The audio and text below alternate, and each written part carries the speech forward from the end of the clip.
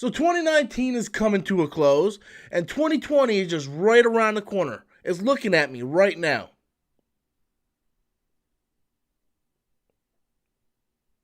Anyway, this is my favorite movies of 2019.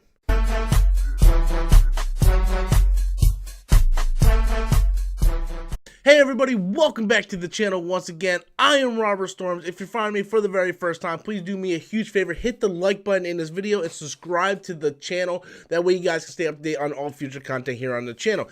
So this is going to be my top 10 movies of 2019. My top 10 favorite movies, not the top 10 best movies. So let me throw out a little disclaimer. One, I didn't get to see every movie that came out this year. In fact, this has probably been the weakest year for me going to the theater, only because of all the personal things that I've been doing. I haven't had a chance to really go see a lot of these great movies like Ford vs. Ferrari and Richard Jewell and all those. I haven't had a chance to go see those type of movies. So this is my top 10 favorite movies. Yes, there's some Oscar contenders in there, and there's also some stuff that I just personally like for my personal reasons. Now, once again, this is my personal top 10 favorite list. This is not a definitive list. This is not what I'm saying. This is the 10 best movies of 2019. No, this is my personal list, guys. So I cannot be wrong because it's my personal list, but you are more than welcome to list your 10 favorite movies of 2019. So with that said, let's go to number 10, How to Train Your Dragon 3. This movie tore me apart. Up until this year, I never watched any of the How to Train Your Dragon. So I bought the first two movies and I binged them. And then I went and saw the third movie and it really tore me apart. I recently lost my dog Charlie as well as a few of my cats. And this really hit home for me personally. I thought it was entertaining, funny, and very emotional, and it definitely hits you in the feels. And I really ended up loving this movie, and even looking at all the movies I saw this year, this definitely stands out as one of my favorites of the year. Coming in at number 9 is Glass. This movie came out early last year, so a lot of people probably forgot it even came out. But this is the third film, the conclusion of the Unbreakable trilogy, and the sequel to both Unbreakable, of course, and Split that came out. And I love this movie. This movie took a couple chances. They did a few things that I didn't think they were going to do. But in the end, I liked the message that M. Night Shyamalan was trying to send, and I enjoyed the movie. I thought it was a fine conclusion to the first two films, and I would like to see more movies in this universe. I don't think that's going to happen, but Glass is definitely number 9. Coming in at number 8 is Hustlers. Look, guys, I ain't going to fuck with you. Jennifer Lopez as a stripper, you know I was going to go see that shit. You know, like, she's damn near 50-something, and she is still drop-dead gorgeous.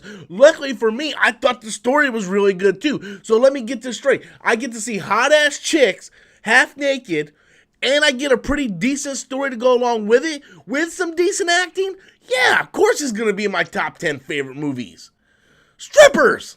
Coming in number 7 is Peanut Butter Falcon. This wasn't playing in a whole lot of theaters. It was an indie movie. It stars Shia LaBeouf, and it's him kind of doing like this Huck Finn adventure with this guy with Down syndrome and trying to get him to this wrestling school. And it becomes this real bonding adventure tale of Huck Finn, and it was just an amazing, emotional movie, funny, just overall, just great. I highly recommend this movie. It's got to be on VOD right now, Redbox. Go rent this movie, watch this movie, because it will have you both laughing and crying. Peanut Butter Falcon, I can't, just go watch the trailer. Just watch the trailer and tell me you're not hooked with just the trailer. But anyway, Peanut Butter Falcon, highly recommend it. Coming in at number 6 is Elita Battle Angel.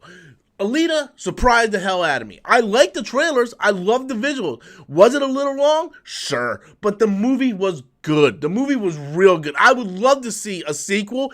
Whether or not we're ever going to get a sequel, I don't know. I do feel they could have cut back on the CGI of Elita and just used practical girl, like a practical girl cosplaying. Because I seen Elita cosplay. It looks just as good as the CGI character in the movie. So I don't understand, like you spent all that money on, like, that's what killed Elita. It wasn't that it wasn't a good movie, because it was a fantastic movie. but the budget was insane. How many movies that came out in 2019 had such a high budget and they all lost money? Luckily, I think Elita broke even. It's a fantastic movie, but it should have been done with practical effects, with just a girl playing a girl, and they didn't have to CGI so much. That was one of my critiques. There was a lot of CGI in this movie. Coming in at number 5, Brightburn. James Gunn producing this thing, evil Superman, and then they hint to an evil Justice League at the end. Yes, I want to see a sequel. I want to see a shared universe. I want to see more in this universe. This movie was awesome. It was very small, well contained. It was creepy.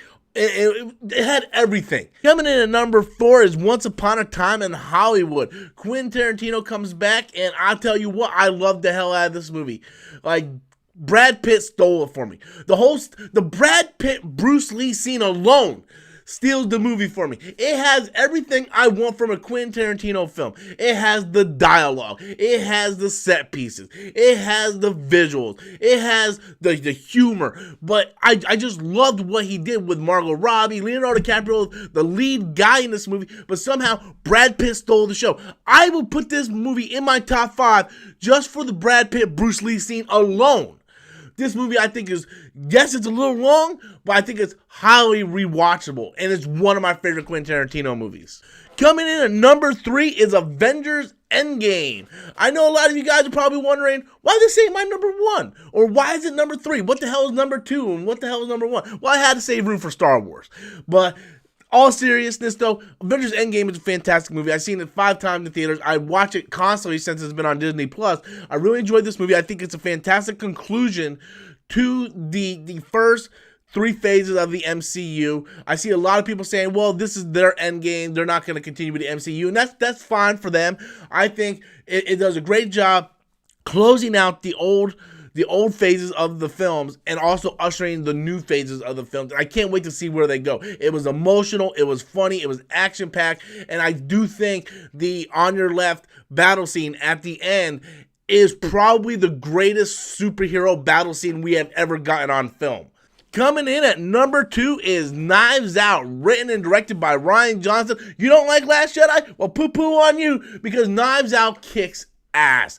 This movie has a fantastic ensemble. Like, the cast is amazing, the dialogue, the humor is so funny, the mystery, I enjoyed the mystery, even though halfway through I kind of figured out what was going on, but I didn't know how it was going to be executed. So even though I started playing catch up and understanding what was going on, I had no idea how they were going to execute this. And I just found this movie surprising, so full of heart. Daniel Craig stole the show. Just a great movie. Highly recommend it. If it wasn't for my number 1, this would be my number 1. Like I love this movie so much, and I highly recommend Knives Out. And coming in at number 1 is Joker. No surprise, I think this movie is the standout of the year for me. I do think it's a masterpiece. I'm not going to waver on that. I think what Todd Phillips and Joaquin Phoenix does with this movie and what they do with the character is nothing short of amazing.